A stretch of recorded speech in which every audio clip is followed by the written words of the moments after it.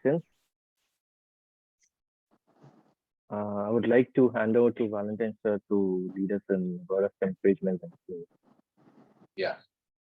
Okay. Before we pray, I want to once again thank all of you for joining in. I trust more will join in as we go along. I want to thank especially Fleming for giving us this time to be with us and taking this session. He took the session last week also. It was on writing a professional CV, and today he is talking to us or sharing with us what we should do in terms of facing interviews. So this is something he is is offering for us, which is we accept with great amount of gratitude and thanks to Fleming for giving us his precious time. Brothers, sisters, thank you so much.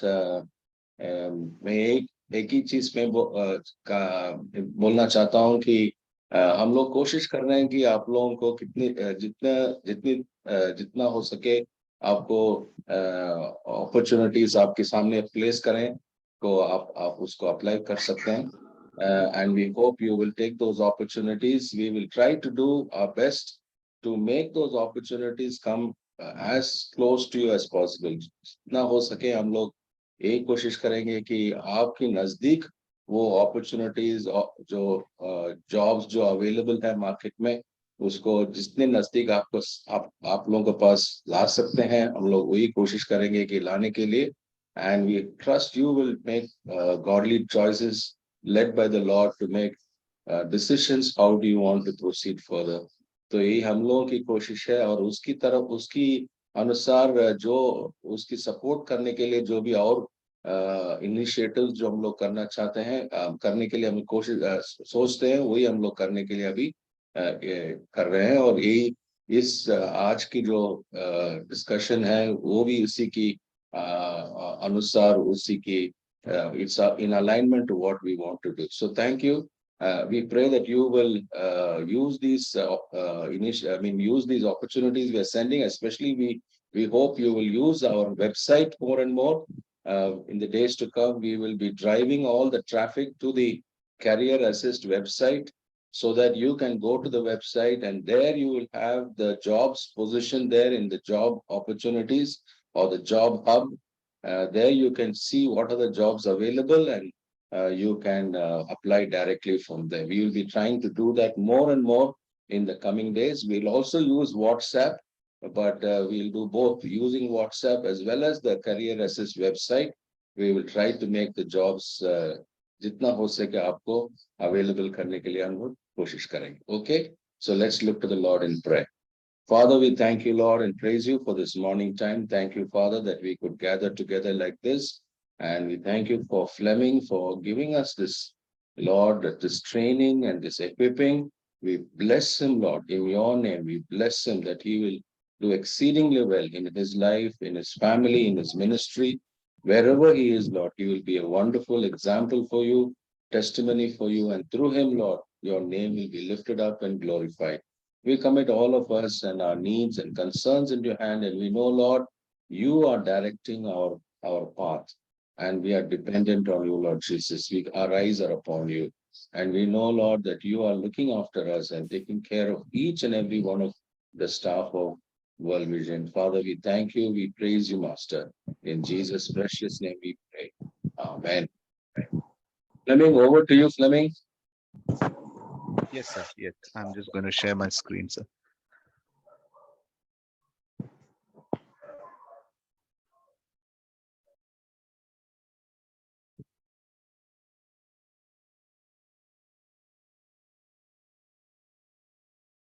Good morning, everyone. So, is my screen visible, sir? Is it visible? Yes, Fleming. Yes, okay. I Yes, hope it says preparing and facing an interview. Yes, that's what it says. Yes. Right, sir.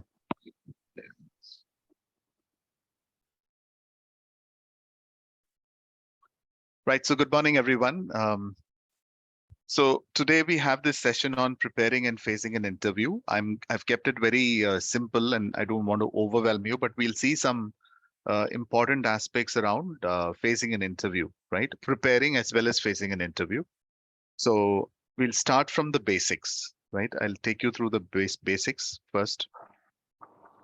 So there are two parts to this, friends, right? There is before the interview, there are things that we need to do, and while we're facing the interview, there are things to be done, and post the interview, once the interview gets over, there are certain things to be done, right? So these are some basics that we will see first, right? So when you are actually getting an opportunity for an interview, so last week we have seen about CV, right? Writing a curriculum vitae. So once you have floated your CV in the market and you get calls for interviews, so the moment that you're scheduled for a call, maybe they will schedule a kind of an interview call, and they'll say that so the first round could be a call, the second round would be a face-to-face interview, right? So when even before when the moment you get to know that you're scheduled for a call, right? It's important, friends, that you immediately do some research around the company, right? This is the primary thing that everyone does, and we are supposed to do it. There are sometimes people who don't do it, and then I mean, it's okay if they don't do it, but they will lose some brownie points, right? This can be an additional this knowing the company, researching about the company can be an additional brownie point for us, right? It'll add up to our scores. So what you do about is, friends, you'll have to check what the company does. I mean, we don't have to deep dive into the organization or go back into history, nothing of that sort. But what do they do? What are they into? Are they into products? Are they into what kind of company are they? What do they offer? What are their services, right? What horizontals and verticals they have? This is very important, friends. Where do you go and check this? There are, of course, two prominent places, right, that the company's information could be. We can Google up, right? And the company, every company would also have a LinkedIn profile, right? You can go and check in LinkedIn, or you can Google it, Google the company website and take some information. Where are they placed at, right? Where is the headquartered at? Or what all locations across the globe they have their branches, and all this. If you have some information, friends, then it'll give a good message to the interviewer, right? So in fact, when they ask you the question, what do you know about us? Okay. So when we ask this question to candidates, some of us tell that I will get to know you once I join you. Right? We've heard this question from some of our candidates. What they say is, we'll get to know you once we join you. That's a very simple answer, but if you had already done some research, it will give us a kind of a good signal, friends. It'll say that you have been curious about the organization. You have taken that extra effort to go and know what it is about. That means you're genuinely interested in applying, right? You're serious about your application. That is the signal that you put forth, right? So that is what is you should be doing, friends. So friends, you can stop me anywhere and ask me questions, right? I'll keep going ahead. So please feel free to stop me anywhere and ask me questions, right? So this is primary, friends, right? Knowing the company is a primary thing, right? And if you have people working there, then you can even get deeper insights about the organization. It's good if we can connect with those friends of ours or someone from our circles, and you ask them about the company. They'll tell you more about the cultural fabric of the company, right? What is the culture of the organization? If, for example, some of those organizations would be people friendly, they'll have a people friendly culture. There's something called as a people first culture. So there are different cultures, right? Every organization has their own cultural fabric. And if we get to know that, friends, it's even easier, right? Because how are we aligning with the organization is something that interviewers would watch for. Maybe we're not a part of the organization, but how much of homework have we done is very evident, right? And it's not just about your homework, friends. It should also be in your interview. It should also be about genuine curiosity that you demonstrate about the organization, right? So even, you can additionally share, as I was going through this portal of yours, I have come across all this and I was quite fascinated about what the company does, because apart from, getting a lot of services done, right, in whatever segment they may be, right, in apart from whatever you do as a part of your business strategy, I also see that the company is involved in a lot of CSR related activities. So that's something that fascinates me, something of that sort, right, friends? You can if you can speak about the organization genuinely based on what you see there. Friends, I'm going to be requesting all of you to be on mute so that we don't disturb others. Right. So when you have a question, kindly unmute and ask me, friends. Till then, kindly be on mute. Right. Thank you very much. So it's important. This is very important. The next thing is to know about your own, CV or resume, friends. Right. It's important that we are completely aware of what our resume is. Right.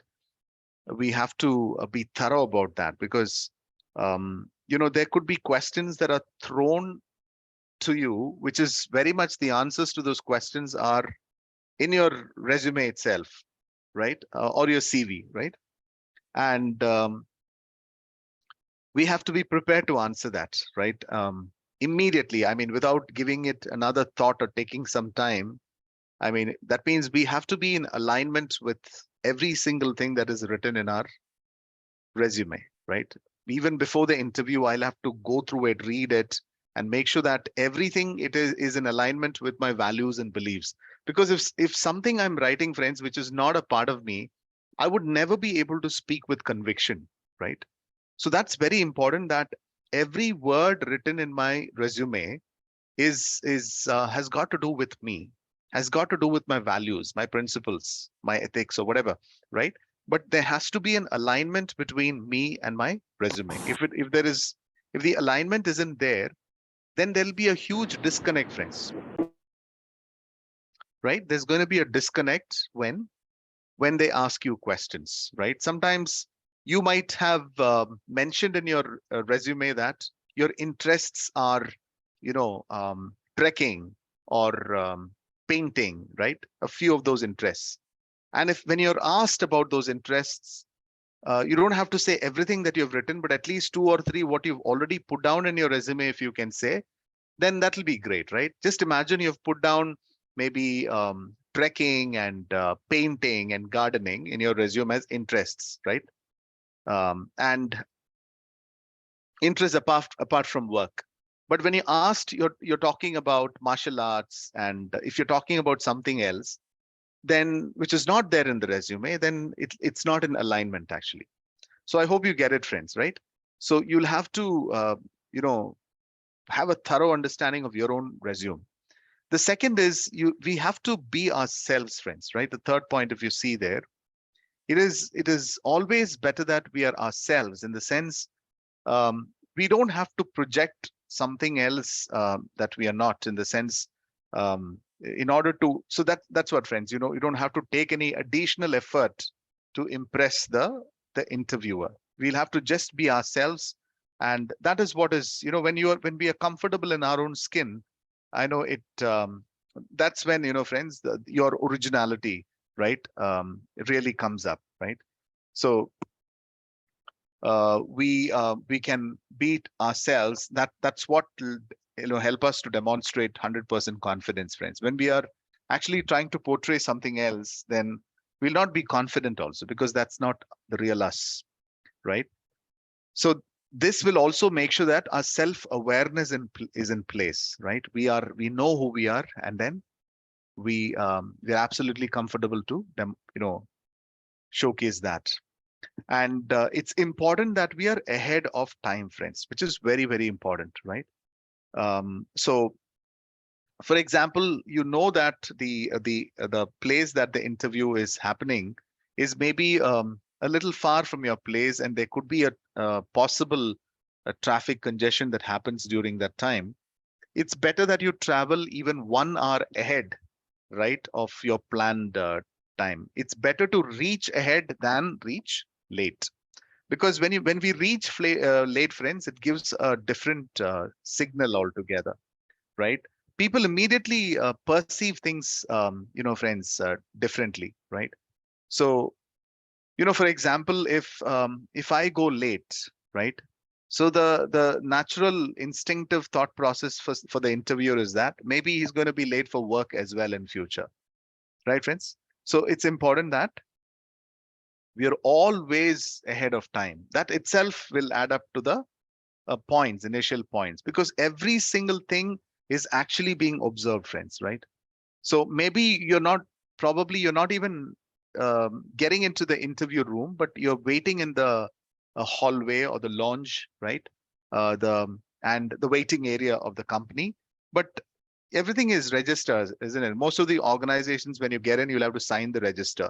So there's an entry that is already there that you have gone ahead of time. 10 to 15 minutes ahead of time is always good, friends, right? Always good. And so that is something that we all know. Time is something very important.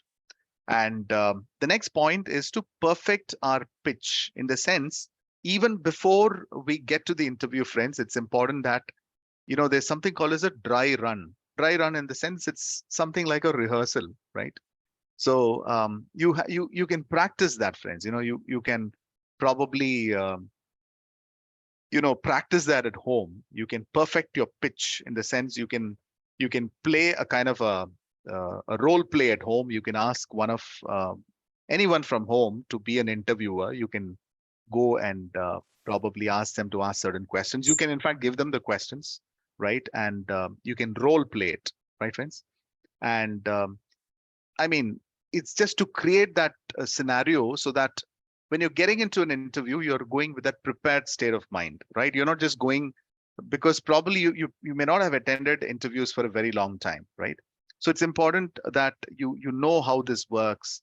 So when you are prepared for it, right, you've already seated in a scenario, or you've gone through a scenario which you have created at home, or somewhere else in your friend's office or somewhere. And if you want to get it done in a friend's office, friends, it'll be even more better. You can. A lot of people I know have done that. Okay, before the real interview, they kind of make one a dry run in a corporate office itself, in one of their friends' offices or somewhere. They get in, they kind of get it scheduled, and they try that out. How it helps is, friends, it can really help you. I'm sure someone, right? I'm sure one of your the organizer's office, Bastin Annan, or someone's office, you can actually ask them, request them, and maybe you can make a kind of a dry run rehearsal done. So that can actually help, right? Any questions, anyone so far? If you have, please do ask me, friends, right? I'll keep going ahead if you don't have. But I'm giving a small pause here for the points that have already been covered till perfecting our pitch. Is there anything you would like to ask, friends?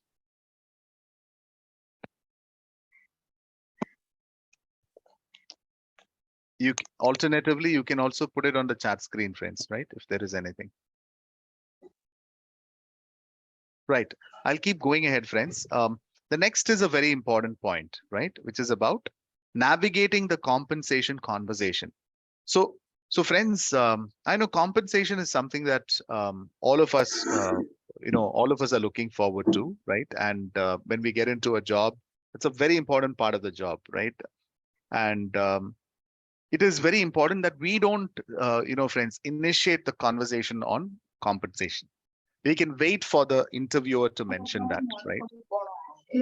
সেটা একা আঙ্কে বুঝু না লোক দেখে বললে যে বুলি আঙ্কটা সামনে হইকি আছে যে লোক দেখু না আঙ্কটা খোলা আছে দেখু না requesting all of you to be on mute.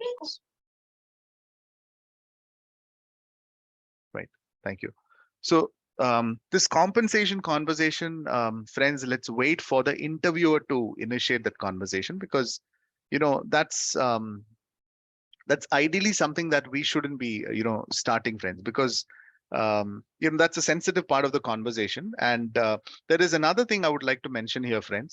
Please listen very carefully, because sometimes what happens is candidates who walk in for an interview, they make the mistake of asking a particular figure, right, of a salary.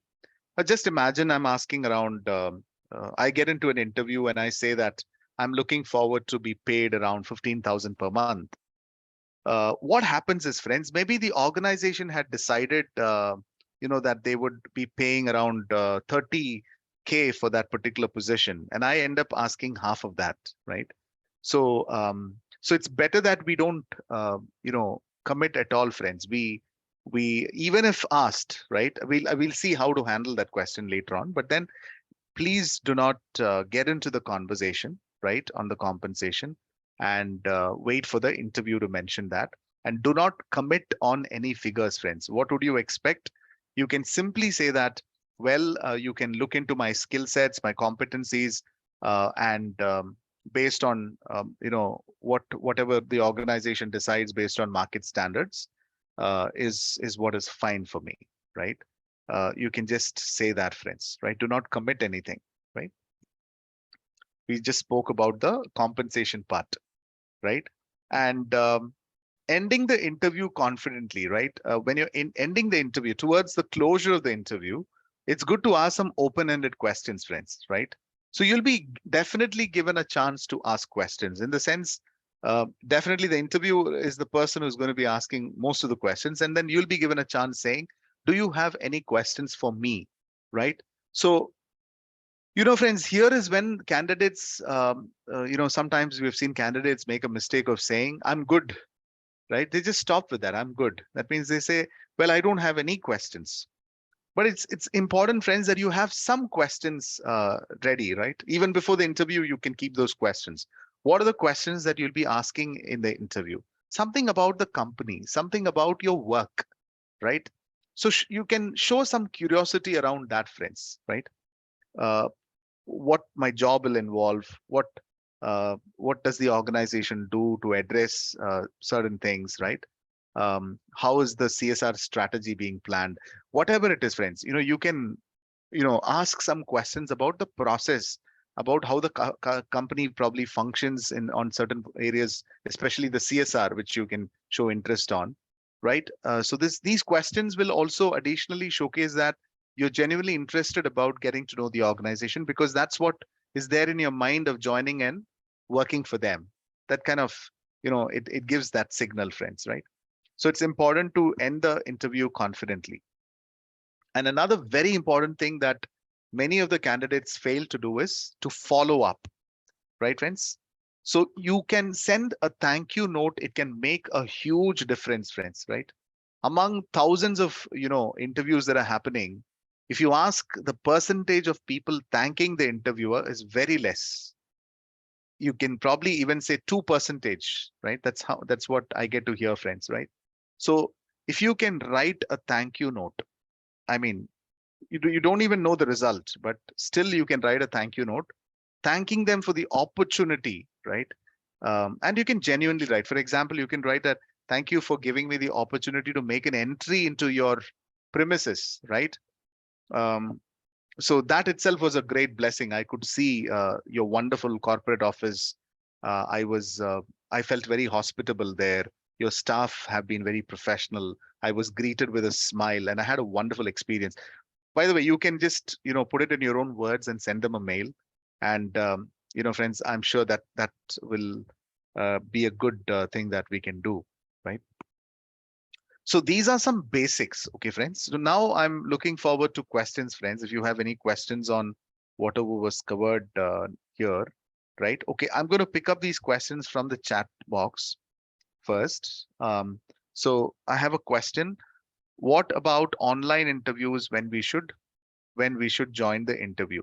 Yes. So so brother, when you have an online interview, again, it is the similar thing, right? We should be getting to know about the company. We need to know our resume. Most of these points hold relevance even in an online interview, right? Being ahead of time, and all these points are relevant even on an online interview. Is there any thing specific you would like to ask pertaining to an online interview? Your question is generic, brother, but if anything is in particular about online interview, please do ask me. Is there anything particular? Fleming, what Meenakshi is asking is about online interview. And I think one of the things that I feel concerned about it many times, I mean, I'm talking for myself personally. I'm not good with the, the hardware of logging in on time and making sure my system is working properly, my internet is working properly. We kind of do last minute and then we mess it up. And I have found many times in my own case, I'm not able to be there on time for certain days. So I think one of the practical things is to ensure all your connections are good and Correct. your internet is working well. Yeah. Would you like to comment on? Yeah, sure, sir. Yes, that's a great point. In fact, the functionality, right, from that perspective, when we the functionality of the device and everything, friends. I mean, it's possible that sometimes, when we're getting into certain platforms, I remember I'll probably share an experience that I underwent. This was somewhere in the COVID period. I had a chance to address, I was given an opportunity to address some college students, right? And so that's the first time I'm actually getting to use Zoom. And the amount of confusion that happened is I went through a lot of embarrassment because I did not know how to share my screen. I did not know to unmute myself. I was the last minute when we do these things, we end up consuming a lot of time. A lot of time goes in for all those smaller things. So one of the things, friends, is to understand the entire functionality of the platform. Sometimes interviews are in which platform are they doing it? Is it Google Meet? There's something called as a Google Meet platform, or is it a Microsoft Teams, or it could be a Zoom platform. So we'll have to different platforms are there, and their functionalities and it can be different, right? The way how the entire application works can be different. Some applications require a high bandwidth, and we have to make sure that our internet connectivity is really good. So getting or being prepared ahead of the interview is very important. I would say you are prepared 3 or 4 days ahead of the interview. Last minute, when these teething problems happen, friends, it'll have a huge hit on our confidence. Trust me. I went through that. And because the time got lapsed and because I had this kind of last minute pressure, I was put through a lot of apprehension, which was my own mistake, right? Because I wasn't prepared. And what happened is for the first 30 minutes, I was not able to focus on the session that I was handling for those college students, right? I went through a lot of pressure. There was some, your initial mindset of giving your best. Everything gets shattered because of this last minute hurry up. We do it in hurry burry, and what happens is it clearly sounds. We sound also sometimes impatient and stressed and all that, right? So that's why it's better, friends. It's better to understand the functionality of the particular platform.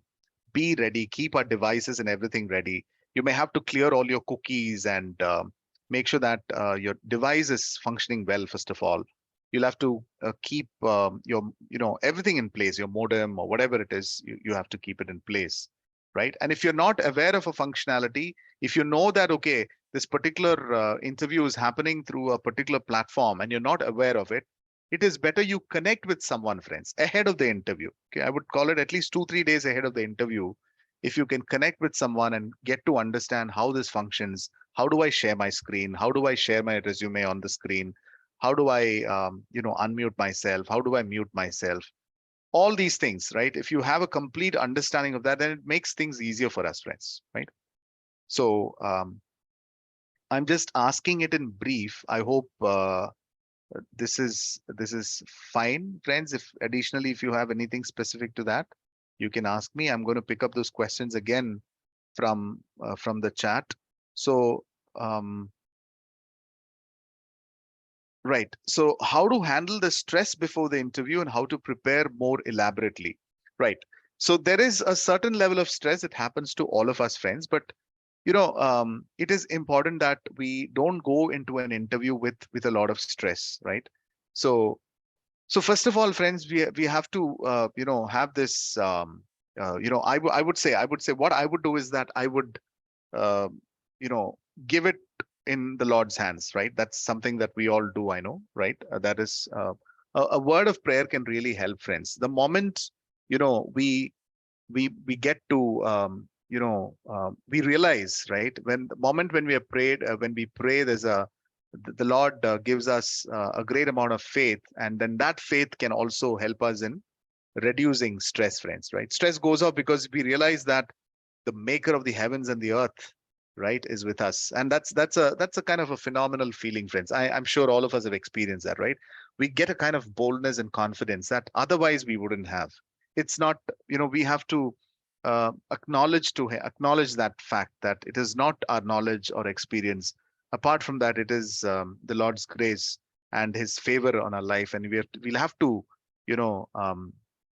look up to him, friends. Just like the psalmist who says that, I look up to the hills, and where does my help comes from? My help comes from the Lord, the maker of the heaven and the earth, right? So, and we'll have to acknowledge that during our prayer and tell the Lord, I look towards you, right? And you'll have to plead for his favor, right, friends? And you'll see that a word of prayer will be so comforting. It'll comfort yourself. It'll keep you at ease. This is the greatest secret I can share, friends, right? Apart from any other, people say, chew a gum, all that probably helps. But I have personally experienced this, friends, in my life. And it's not just a subjective experience. I've heard it from many, hundreds of others as well, that it really helps. Apart from that, your dry run would really help you, friends. What we have seen here, right, on the screen, we saw that we need to have a dry run, which is nothing but we'll have to do a small rehearsal, right? We saw in the Perfect Your Pitch, if you see Perfect Your Pitch platform, we see that we'll have to do a dry run, right? Dry run is a rehearsal, which will also reduce stress to a great extent, friends, right? And another scientific thing is, friends, it's better that we don't eat heavily, right? Interview could be immediately after breakfast in the morning. Let your breakfast be light, right? Don't take the usual quantity. Take half of what you usually have, friends, right? So because a heavy tummy will keep us a little, probably will not be that active, right, friends? If it's even if it's after the interviews, after lunch, for example, you keep your lunch meal, not too heavy, right? So if you keep it light, it'll be helpful, friends, right? So these are just some ways that we can do this. And I'm going further down. When they ask directly about expected salary in figures, what should we do? That's a good question, brother. Right. So as I was saying, when I think covered that in navigating the compensation conversation.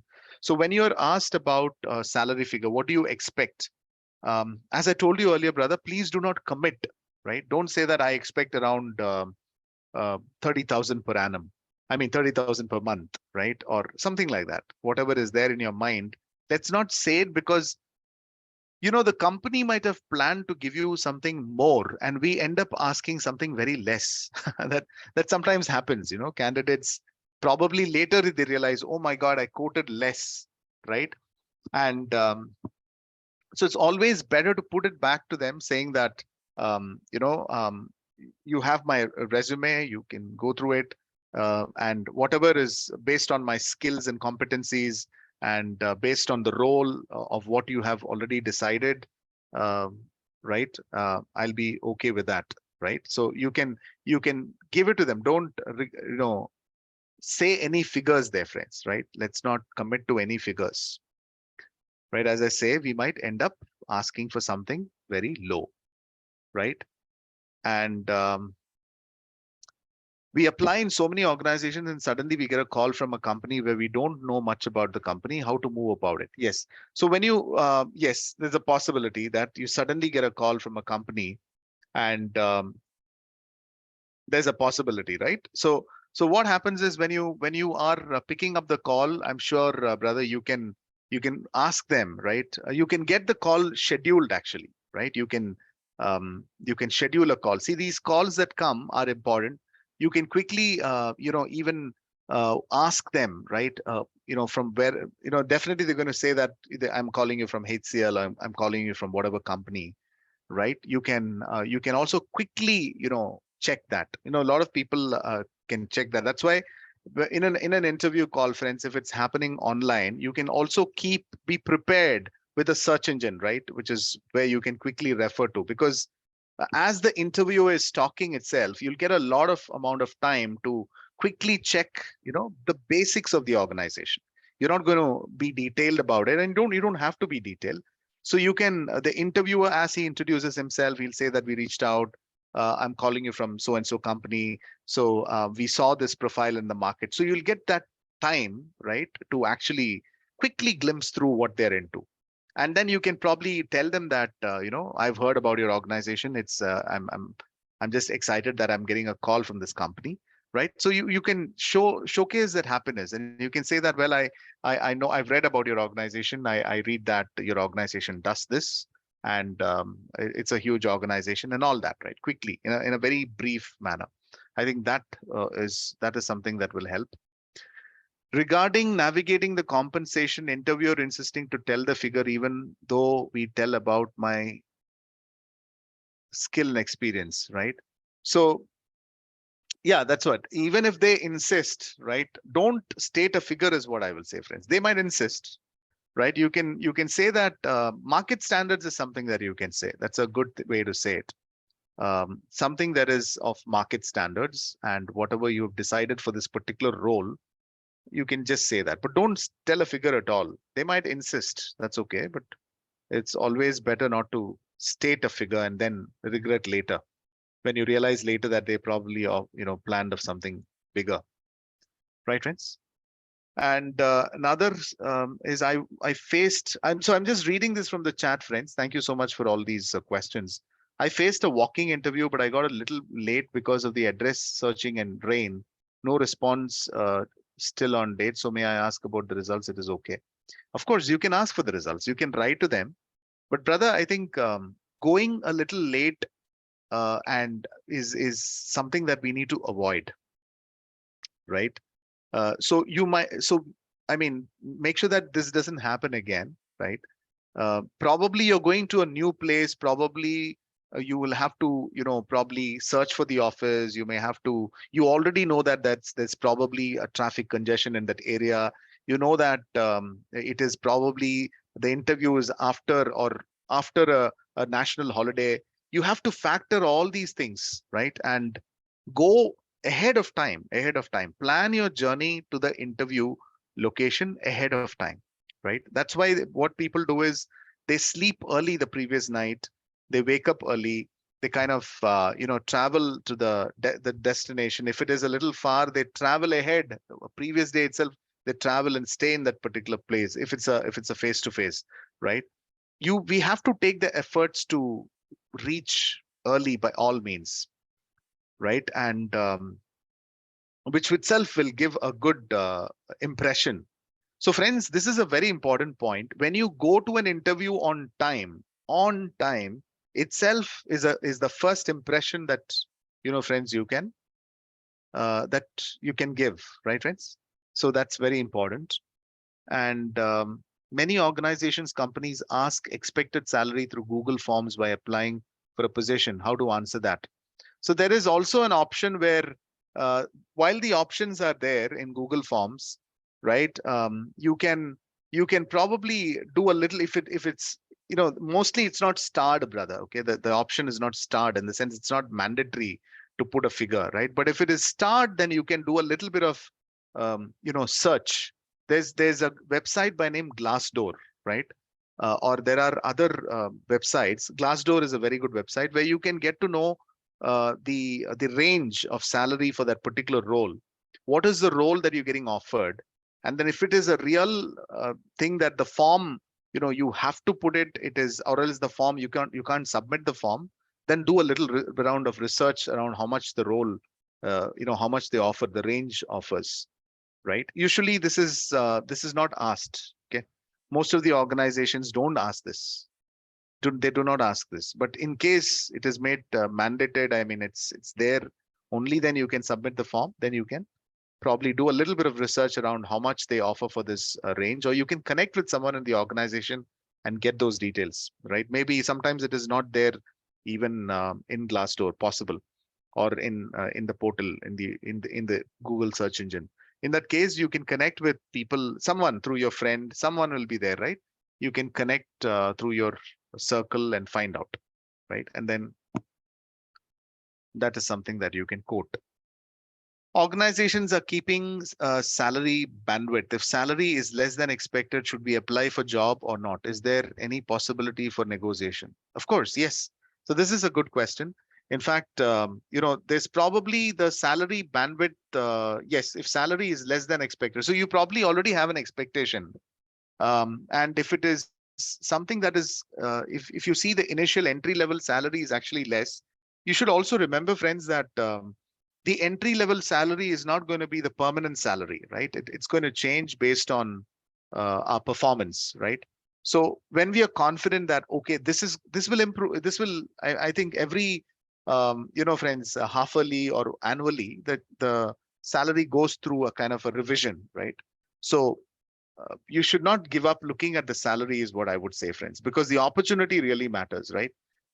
Again, look at the range, because if it falls much below your expectation, then you don't have to opt for that. But if it is somewhere close to your expectation, maybe there's a small, it is slightly less than what you expected, but still you should give it a try is what I would say, friends, because the revision will happen. See, there are two revisions that can happen. One is based on your performance, there is going to be a revision in salary. Another is there's something called as industry benchmarking that will happen. Right. So after a year, they do a review of the salary for everyone across the organization, and they'll try to, benchmark it along with the industry, friends. So I'm not sure if that will happen in every organization, but at least our salaries will go through a revision based on our performance, right? When we can really perform well, with the help of God, I'm sure that our salary will definitely go through a revision, and we're going to see a hike for sure. Right. So you can keep that in mind, brother. Right. So you can let it not, if it's too less from the expectation that you have, then there are other alternatives, other opportunities will be available. Right. So, and yeah, we will look at that, sister, common interview questions. Right. Anything? Okay, friends. So this, I'm just moving forward. Thank you very much for your questions. And if you think that I haven't been able to answer it completely, you can again raise that question, friends, right? Either on the chat or you can unmute and ask me, friends, right? So I'm moving forward. Yes, brother. Raghav, brother, yes, go ahead.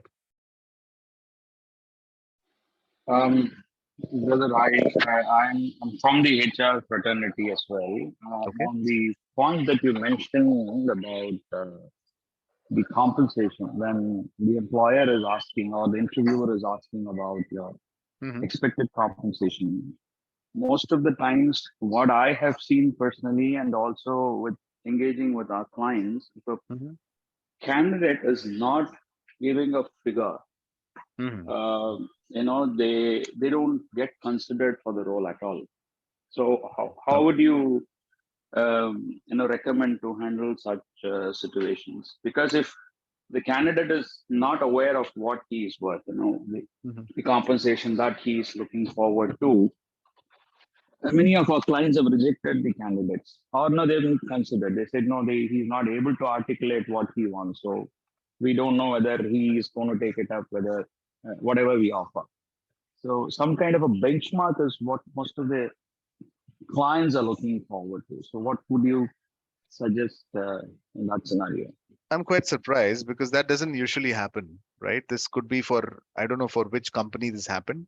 Clients don't look forward to, that's the best way to answer, brother. So if someone is asking you a salary, and what if you ask less, right? That's also there. Sometimes that means, when you ask less, see why I'm saying this is the moment you quote something less, and when they have really kept something high for that particular role, then we are reducing we are reducing ourselves. That's another signal. One of the best ways is to again say that whatever is the company has decided for this particular role, or as per market benchmark, right? That is what I would expect. It's fine to say that, but I would always say that don't quote a particular figure, No, I've been on the board of interviews for several organizations, right? And so far, I have not seen one resume get or someone losing a job for not quoting a figure. No way. If the skills really stand out, if the organization is, if I'm convinced as an interviewer that you have the skill set in you and you can add value to the company, that's about it, right? It's not about anything else, right? It's about how can I make this person a value add for the organization. That's what it's about primarily. If you're able to convince that you can, your skill set can be of benefit for my organization, and if I get that signal very strongly from you, not just by way of your skill set, by way of your attitude and everything, that's about it. I've already decided, right? When you are able to give that signal very confidently on the call, there are other factors to it. Of course, we'll get to see that in the coming slides. When I get a signal that this person can contribute to the growth of my organization, that's about it, brother. Right? It's so you don't have to. Again, I'm repeating it, friends. Right? Please don't quote. Only if it is if it is mandated for you to quote on a Google form, or they say that they insist you, then you should have done a research ahead of time and seen what is it that they offer, right? So otherwise it's better that we don't. Again, I'm saying, when we might end up quoting something which is very less. Yes. Okay, right. Thank you. Yeah. Okay, another thing I'm just reading. I went for an interview fully prepared, but after entering the room, I was nervous and I cannot express how to overcome this. Yes, brother, I think this happens to a lot of people. What can help you avoid this kind of nervousness is you should first of all, do a dry run. Dry run will definitely help, brother, right? Being prepared is very important. The moment you're prepared itself, that level of confidence will go up. And you should also not go with this mind that, see, it's also that this opportunity may work and may not work. You just give it in God's hands. And if it is in his will that you should get into that organization, the ways will open, the doors will open, and everything will happen, right? If not, the opportunity is probably sitting in some other organization. So when we have that mind that, okay, if it is not this place, right? If this door is not opening, that's fine. There are hundreds of other doors, right? So if this door is shut, then maybe, it's not the Lord's will for me. So we can also keep that in mind, brother, right? And that air of nervousness can be brought down, I think, with both these approaches. One is to, of course, the most important thing is, of course, to prepare, do a lot of homework, and you're confident. That level of confidence will help you to get rid of a lot of nervousness. In spite of you being prepared, there's a certain level of nervousness which can come up. That's fine, right? And you have to acknowledge that. Let me give you a psychological secret of how to deal with that kind of nervousness. Call out the emotion, brother, right? They say that when you call out the emotion, so for example, you're on a stage, you're about to give a speech, and the moment the person on the stage says, well, seeing the crowd, I feel a little nervous. The moment the person says that, the nervousness leaves the person magically, right? Here, you don't have to tell the interviewer, of course, that you're nervous, but tell it out, right, to yourself somewhere, right? Not to anyone, but just state it. I realize that I'm nervous. The moment you become conscious of that itself and state it out of your mouth, it magically happens that the realization that you're nervous and your body immediately, right, it tries to give you that good feeling of, it fights back against that nervousness when you consciously realize and when you state it out. This is also, there's a lot of research around this, that when you call out your emotion, right, you gain more control over your emotion. Try this out, friends, especially when you're shy. When you're shy somewhere and say that, well, I don't know why, but I'm usually not shy, but in this situation today, I'm feeling shy. The moment you say that, you'll see that your shyness has vanished, or your nervousness has vanished. Of course, you can say that on a stage, it's fine, but not to the interviewer, friends. So let's not say that to the interviewer, right? So, Okay, so I'm moving on, friends. I think I was able to address those questions on the chat. Yeah, Brother Fleming, just to Yes. add on Yes, to brother. what you said, I just want to share insight on attending the interview. As Sure, the brother. verse Sure. says Mhm. in the Bible, like, and keep the words in your mouth when what you need to say in front of the authority. So I believe that while attending the interviews, Mhm. so whatever preparation we have done, it's the 10 minutes that we are addressing in front of the panel. So that's the matter. Yeah. So I cracked an interview which I had only 10% of my profile. I just Mm. believed that God's favor would be upon me. And I believe that 10 minutes is the thing that I need to focus. It's that holding that confidence while attending the panel. So I would encourage people rather to depend on the Lord than your own preparation for the interview. Yeah, preparation is must, but our hope comes and strength comes from the Lord, and He will change the favor of the authorities towards you. I just want to add that point.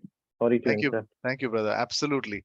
Absolutely. I mean, I echo your words, brother. This is what it is, friends, because I think all of us are children of God. We're believers, and I think this is what is primarily important, right?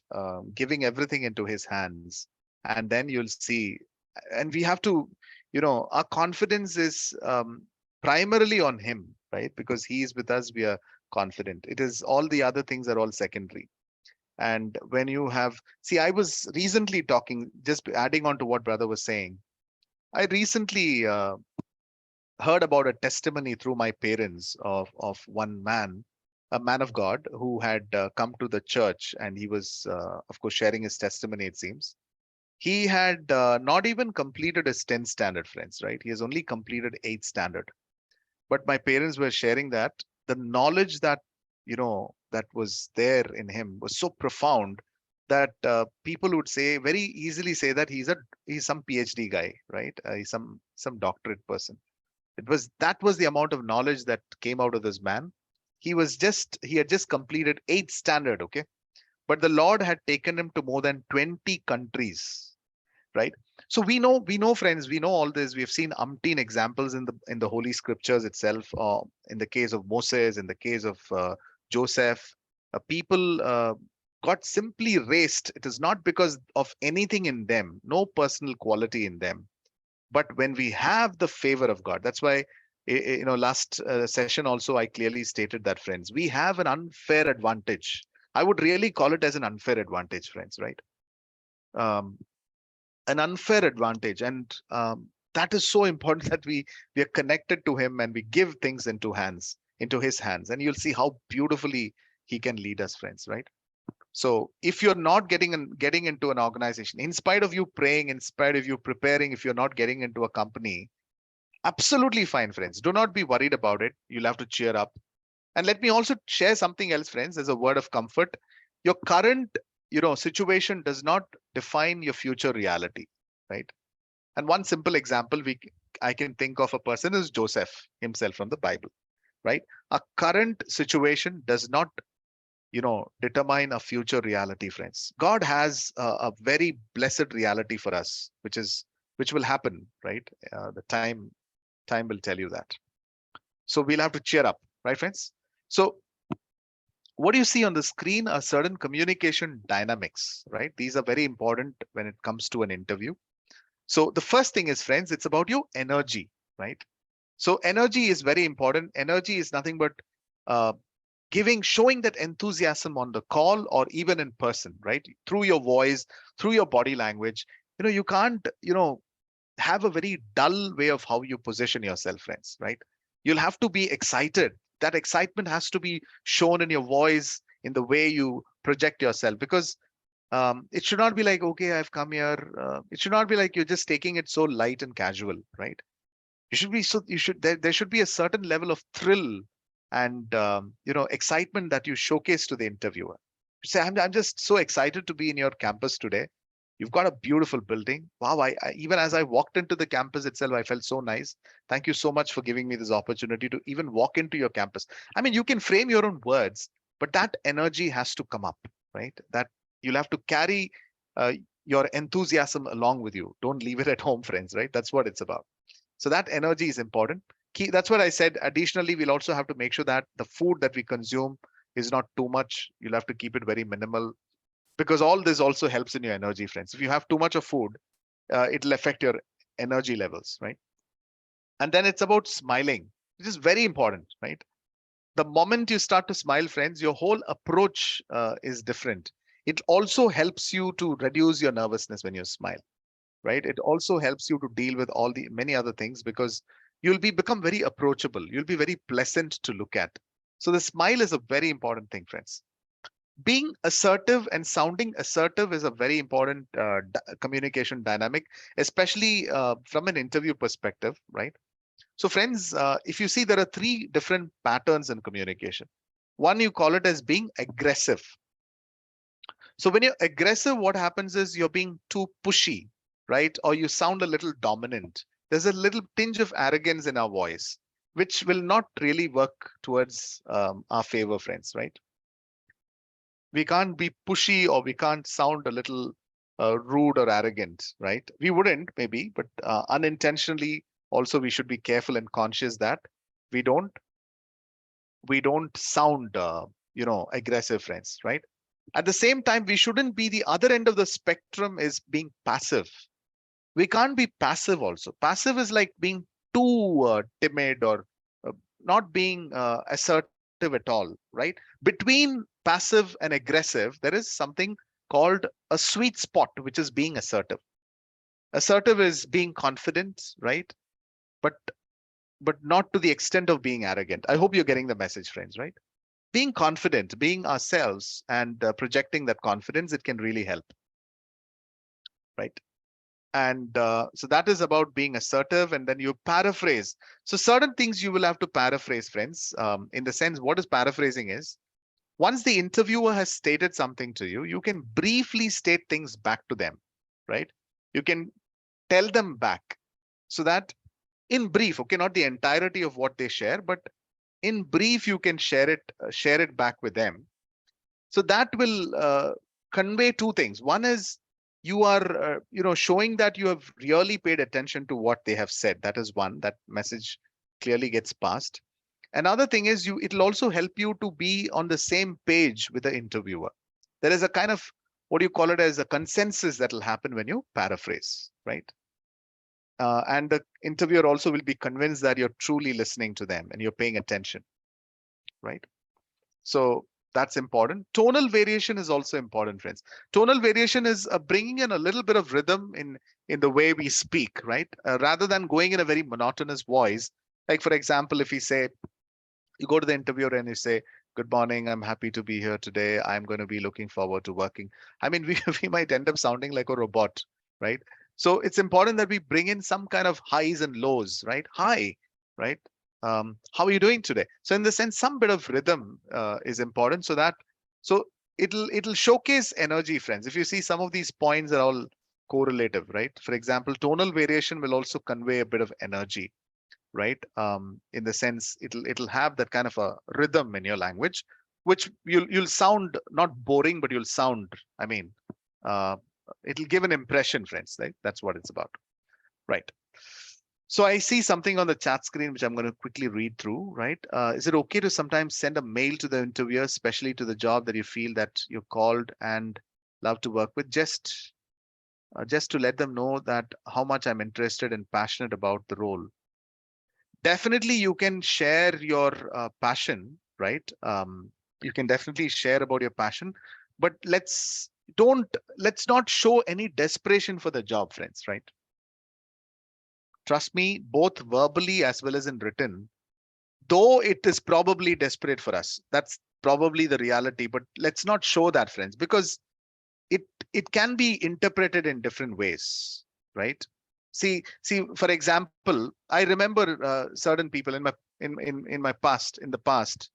I remember, because we get to talk to a lot of people who are in the interviewing area and so on. So I remember there was someone who was so desperate, and then so I remember someone talking to me, one of the interviewers talking to me.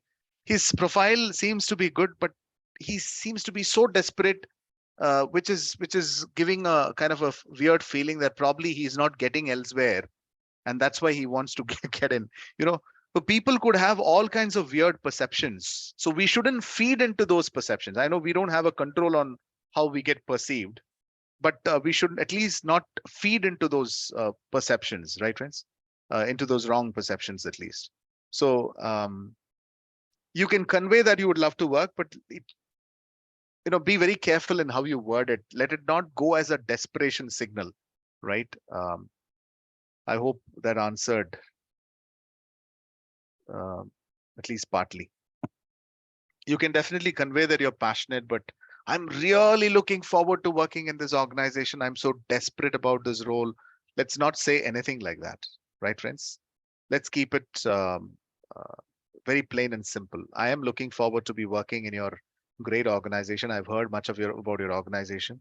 If I'm getting an opportunity, I mean, I would really be privileged. All these you can say, but other ways, don't take it to the superlative. Yeah. Right. Any questions, friends, on this slide? Anyone has any questions? Right. I'm going forward, friends, in that case. Right.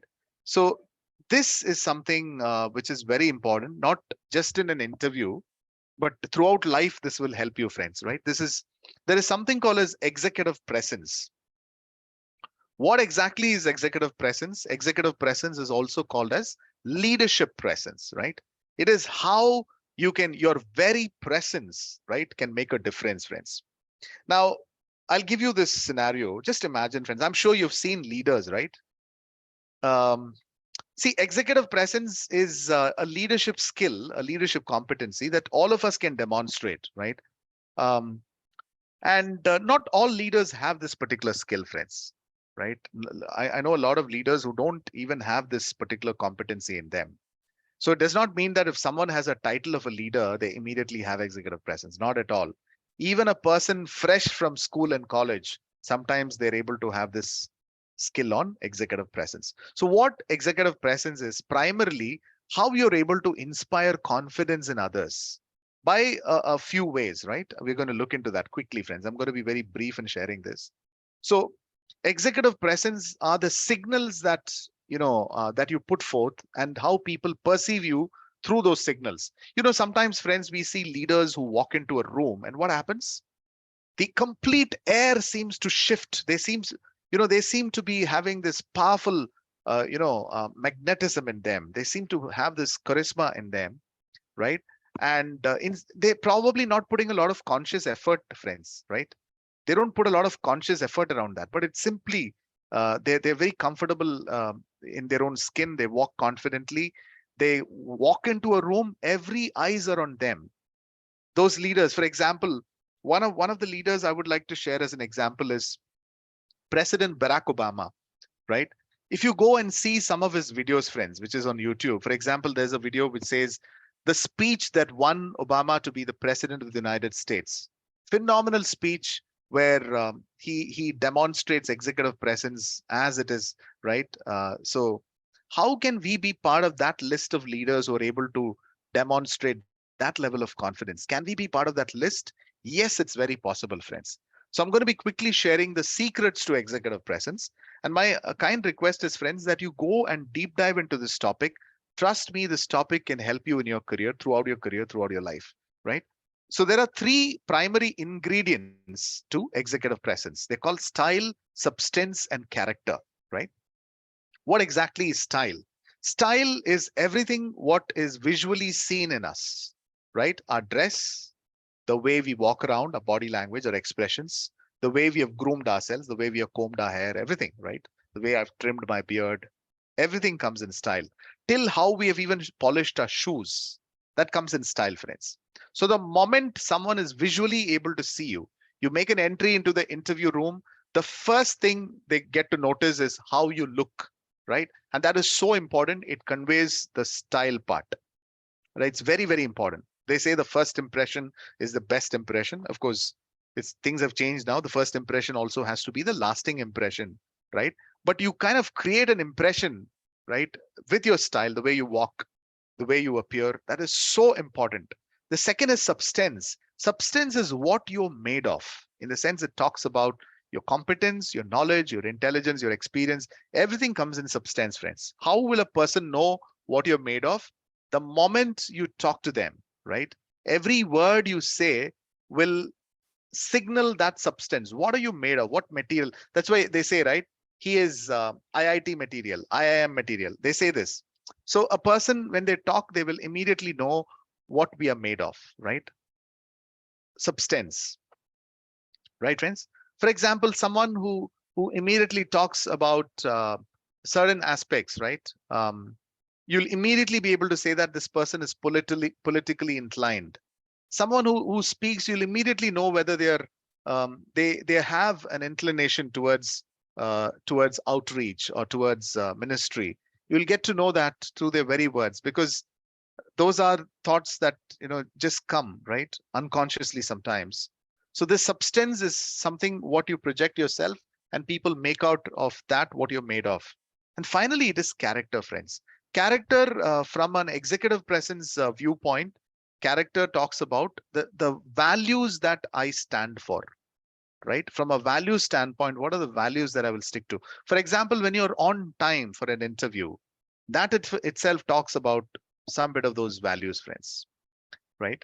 So somewhere, if we are able to, so research very clearly points out that the moment we have all these three functioning in us together, remember, friends, even if there's one of these ingredients is lacking, executive presence will not happen. But the moment there is a concoction or a combination of style, substance, and character, when all three are in place, when all of them coexist, right? You're simply sending out signals of leadership. You'll be perceived as a leader even if you do not have a title of a leader, friends. That's how magical executive presence is, right? Again, I'm repeating it, friends. You might not even have a title of a leader, but if you're demonstrating executive presence, the world will perceive you as a leader, because you will be sending out signals of leadership. You'll be seen as a leader the moment you're able to demonstrate executive presence.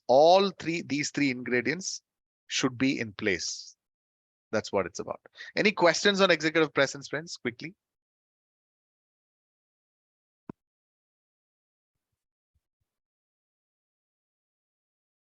So my kind request is, friends, that we, you kind of deep dive into this topic and do a research about this, friends, right? You'll find this really helpful. It'll be helpful throughout your career, right? I'll move on.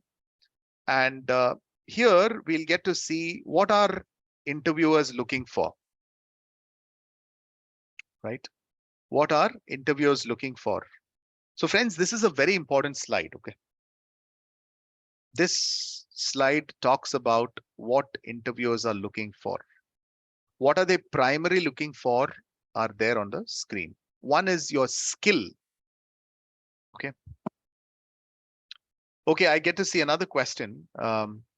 Yes, brother, please say something on accent. Does accent matter? Not required, brother. Accent does not matter, okay? Your accent does not matter. You have to sound clear. That's about it, right? Sometimes, see, what happens is, I'll quickly answer this question and then come to the slide, friends. Brother, what happens sometimes is that people fake up accents, people, sometimes people try to put kind of an American accent, and they'll sound very funny. They'll not sound clear because they're trying to speak in an accent which is not theirs, right? They'll try to fake accent. It's called fake accent. And they think that probably, it'll be very impressive, but it is not impressive, brother, right? So it's about how we sound clearly. That's about it. Keeping our language very simple is also important. It's important that we're not adding too many fancy terminologies and words that under an impression that it'll impress others. It won't. The only thing is to keep our language simple and clear. That's about it, right? So accent is okay. It doesn't matter at all. Okay, right. So what are interviewers looking for? Some of those pointers are here, right, friends? So primarily, they're going to be looking for our skill and will. Okay, skill is nothing but our competencies, right, friends? Our skill. Our skill is nothing but our skill sets, in the sense our competencies. So our competencies, primarily they look for that, because that is what is going to help us in performing a particular role, or in helping the organization, or adding value to the organization, right? The next is your will. Will is your attitude, friends, right? That's why they say the skill and will both are important, right? Our attitude to do the work, right? That is our will, part of our will. How organized are we? Are we organized? So, for example, when you're taking your files to an interview itself, right, friends, they'll get to understand most of these by looking at your file itself. If you're carrying a file along with you, friends, and if you've organized your file really well, you've put all those sheets of paper or your certificates into particular columns, you have probably shown a segregation, you've shown personal file, professional file, all that. You kind of that itself will give a clear signal that you're an organized person, right? Your resume itself will talk about that, whether you've organized everything in a sequence. All that itself will convey. It's not that someone has to look into our work and find out if you're organized. They'll get that the picture of us getting organized will be seen in the way how we have put forth our resume. Also, how we how we position our CV and all those aspects, right? It's also about flexibility. That is also something that they're interested in, the sense they'll probably flexibility in shift hours, for example, right? So we might think that, okay, I'm going to be from 9 to 6. Usually, jobs are primarily, right, there's a time slot which is 9 to 6. So they'll ask you, if I put you in this particular time slot, which is not as expected, they're probably also looking for some bit of flexibility from us. Another thing is definitely integrity, by all means, right? That is something that they look that is definitely required. Creativity is something that is so important, friends, and this is a particular area that is very important, actually, because thinking out of the box can help us contribute a lot for the organization, right? So how is this person creative? How is the person's lateral thinking ability?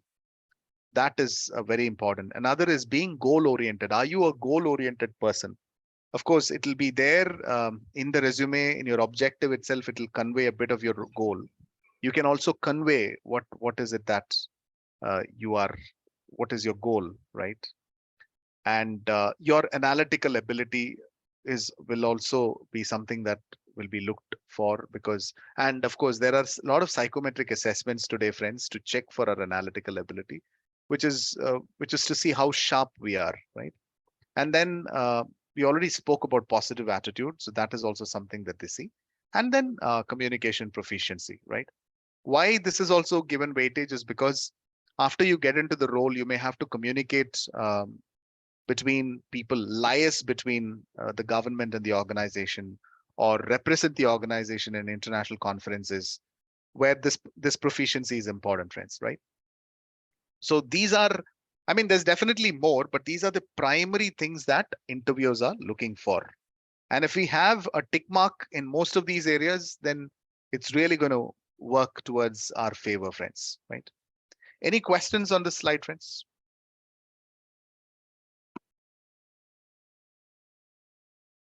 Right, we'll move forward. So these are some common questions, friends, right? Common interview questions, okay? So tell me about yourself. If you're telling, friends, make sure that you're saying something more than what is there in your resume, right? Because your CV already showcases a bit about you. You don't have to repeat exactly what is there in the CV, right? You can, but whatever is there relevant, for example, tell me about your interest areas. Make sure that what you're saying is in alignment with what you have put in the CV, friends. But something that you have not written in your CV, you can say those things also additionally, right? Because everything can't be put in a CV for at least the space factor, right, friends? So you can, when you're sharing things, you can say something additionally, right? Something additionally apart from, right? Apart from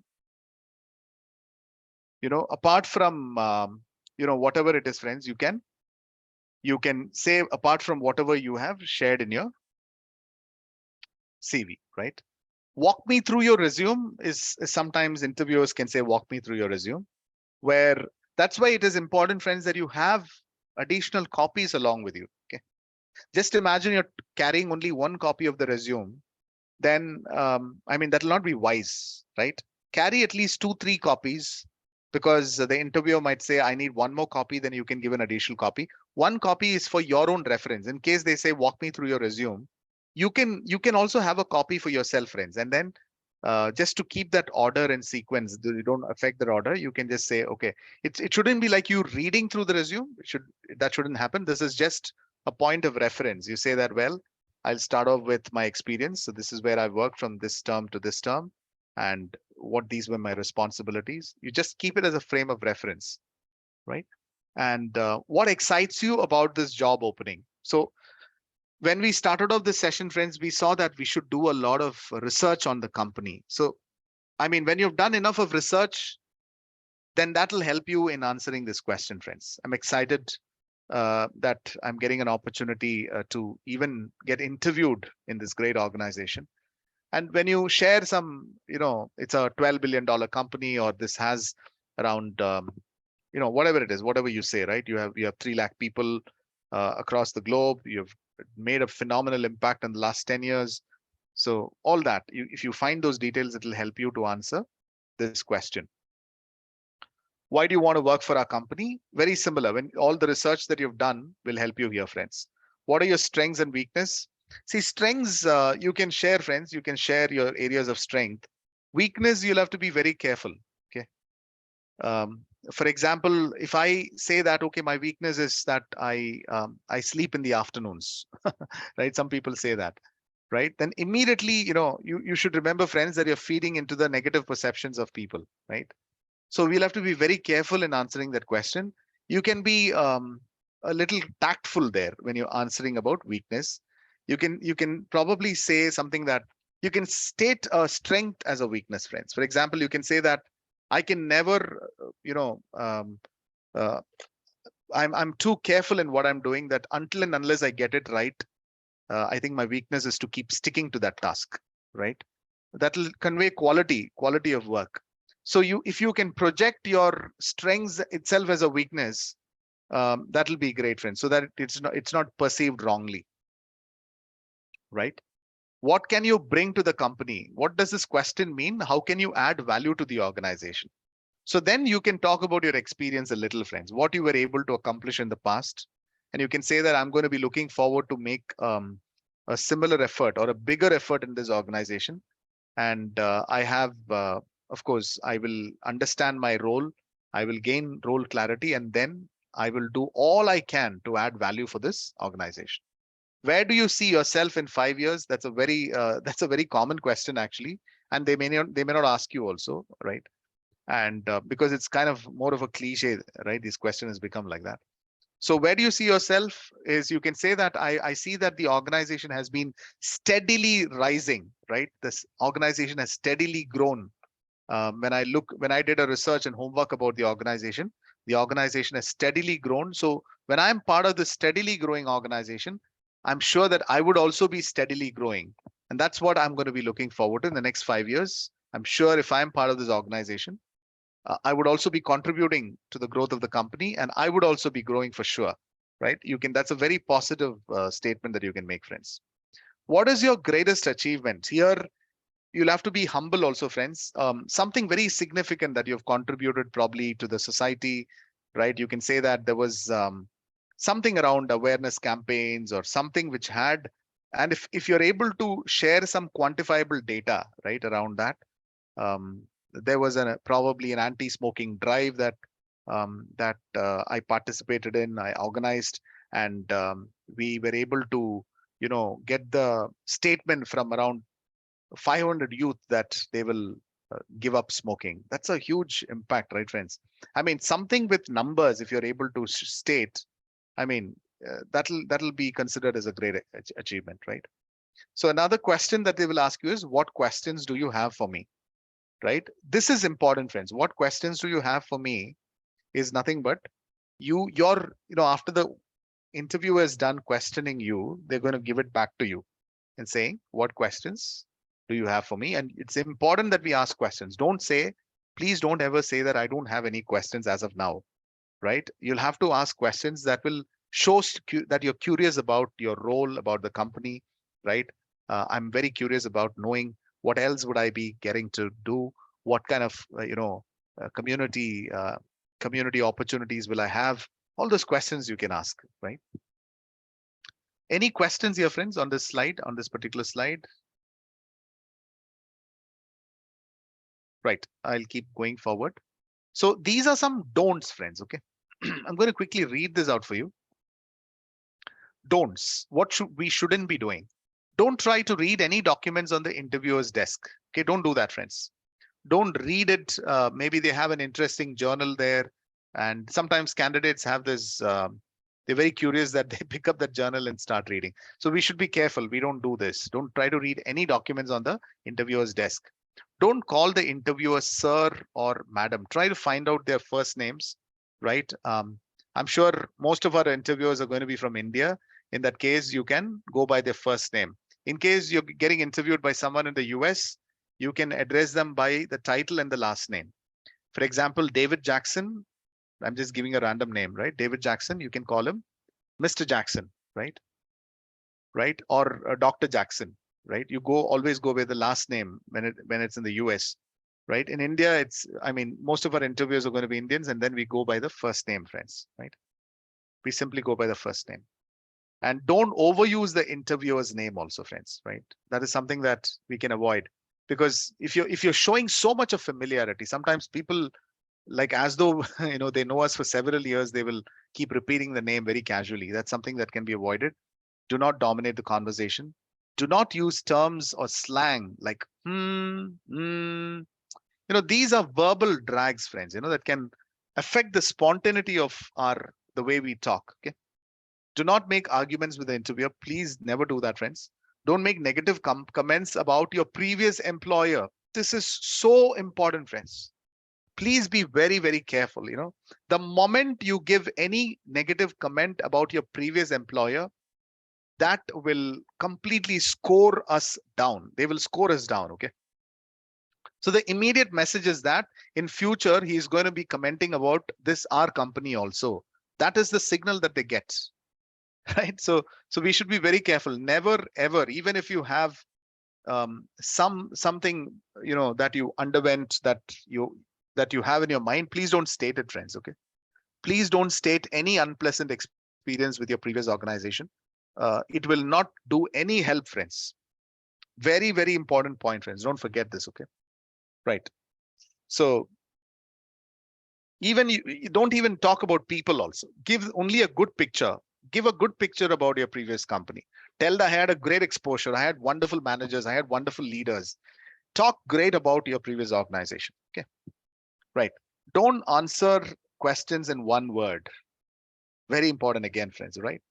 For whatever questions, try to be a little elaborate. Don't say yes or no, right?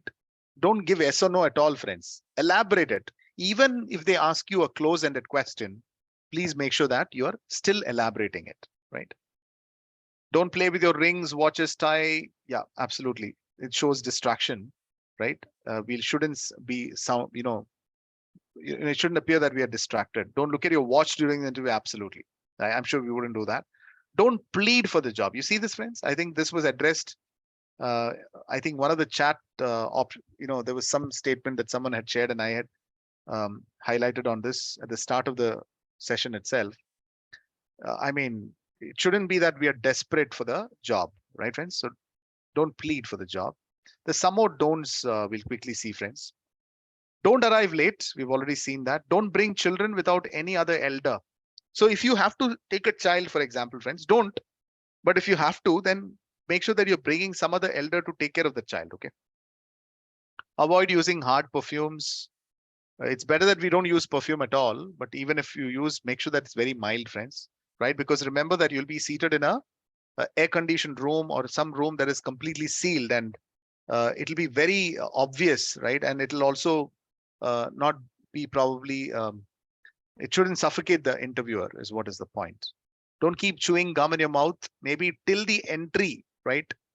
Probably to chill you. Some people try to calm themselves down by chewing a gum. That's fine, but make sure that you don't continue chewing it even inside the interview hall or inside the organization premises, right? Don't forget to switch off your mobile phone. Absolutely, friends. It need not even vibrate, right? So you can switch it off. Don't sit until the interviewer offers a chair for you, right? Yes. So definitely as you step in, they're going to be offering a chair. Till then, you can wait, friends, right? And don't slouch. Slouch is to, friends, bring your shoulders above your neck. That's slouch, right? Which is not a confident body posture. So we'll have to be sitting straight. Don't express the fear on your face, friends. Be bold and confident, okay? Don't treat the interview in a casual manner, absolutely. And don't use any materials from the interviewer's table without their permission. For example, they want you to write a number. So don't grab a pen from their table, friends, right? Can you pass that pen for me, or can I use your pen? You can get the permission for using anything, right? Yes. And remember, friends, what will really show up is your confidence, right? I think Finney brother, really brought out that point ahead of the slide itself. Your confidence is what will, friends, is what is being seen. Okay. Right. Is this person really confident? When you're confident, in the sense, you're giving a message that you're really there to add value to the organization. The moment there is confidence, and how can you show confidence? Through your posture, through your body language, in the way you share your thoughts and articulate through all that, right? You give an affirmation, right? That you're there to add value to the company. And those are the good signals that will get those points for you, friends, right? The moment the interviewer understands that you're a confident person and you'll be able to add value to the company, it is an additional point for you, right? Huge point, actually. Right, friends? And yes, so that's about it, friends. Any questions you have, you can ask, friends. Yes. So we're coming to a close of this session. Yes. We have, I think, a few more minutes, friends. If you have any questions, please do ask me, friends. Let me, there are a couple of more questions, I think, on the chat. Yes, brother. I'll just quickly see that. Accent I've covered. Okay. If you go through some tips related to the NGO, it would be better. So far, the question is on a company side. Yes, absolutely, brother. Yes, you can also, yes, look at it from an NGO perspective. But I think this will also hold relevance from an NGO perspective as well. Most of the tips, at least that we have seen, it is not just for a corporate, I would say. These holds good for an NGO as well, right? Because we've seen all generic points. If you see, most of these don'ts also cater to that. But I think if you have an additional kind of kind of understanding on the working of an NGO, I mean, this will also be there. Because from an NGO, if you're stepping into another NGO, as rightly said by brother, yes, from that perspective. But I think most of these will hold good for even for NGOs, friends. Because trust me, we work with a lot of NGOs, right? And most of the expectations the NGO has is very similar. Okay, there's not huge amount of difference. Very similar expectations they have. Of course, there is a higher level of commitment and all that, which is expected. But I think most of these will hold good for an NGO as well. Right? How to explain why you left your previous company, example, FCRA issue and all that. You do not have to even mention that FCRA issue, brother, right? You don't have to bring up anything, because see, I very clearly told you, let's not, show our organization, our previous company in low light at all. I mean, it may not, when you talk about this, but I will still say that you were looking for something challenging. I've been in this role for a long time over there. I felt the need to, learn more, look at new challenges, say something like that, right? It's better that we don't bring up all this. Then it'll also give a message that, okay, so you were pushed to look into another opportunity, right? It is that you were looking for another opportunity because you felt that you have learned enough from the company. You're looking for new challenging opportunities. That should be the message ideally that should come. Yes. Any other questions, friends?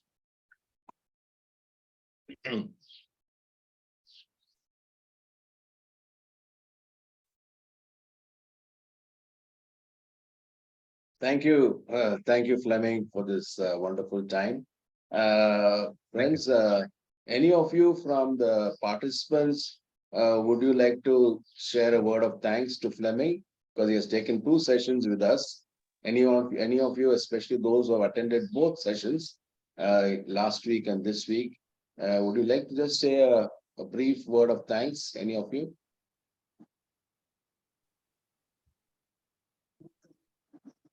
Yeah, I would like to thank Yes, Shailendra. Yeah. brother for taking time in the midst of such a challenge and helping us to find out a suitable job for us. I unfortunately not able to attend the last session, but I had attended the first and this third one. And today's session was really a good learning for me because I am going through some of the interviews, and it was a lot of insights about the interview, that how to face and what are the things need to keep in mind, and how to be prepared and how to answer a lot of things which we wish to take as a casual, like not knowing much about their organization when we are facing the interview, and how to answer properly. So a lot of things were covered today. So I am really blessed, and Monday I have an interview. So whatever I have gone through today, so these things will be helping me to attend confidently Monday's coming interview. So thank you so much, sir, for taking time to show us the way regarding the finding the job, in sense of the preparing the resume or preparing for the interview. It was a really blessings for me. Thank you so much. As well as I would like to thank all the initiators, those who have taken these initiatives for us, especially to find the jobs. Thank you so much to all of you. Thank you so much. Thank you, Shailendra. Thank you, brother. Yeah, thank you. Suresh, would you like to close in prayer? Yes, Bharat. Lord, we want to thank you for this time. It's an opportunity, it's a special opportunity we have been given with Brother Fleming, taking us through these things which are special to us. Most of us have been in the same organization, World Vision, for so many years. And some of the basics which we learned and the skills which we have learned, help us to put it to proper practice. And most of all, we want your presence to be with us, O Lord, and your will to be accomplished in our life, so that we'll be able to reflect you wherever we are taken and wherever we go. Thank you once again for Brother Fleming, who was able to really relate to us and teach us the skills. In Jesus' name, we ask this. Amen. Amen. Amen. Thank you, Fleming. Thank you, brother. God Thank you bless for the opportunity. God bless you. Yeah. Thank you. Thank you. Bye-bye. Thank you, bye. Thank you so much, sir. Thank you very much. Yeah, welcome, Meenakshi. Everyone.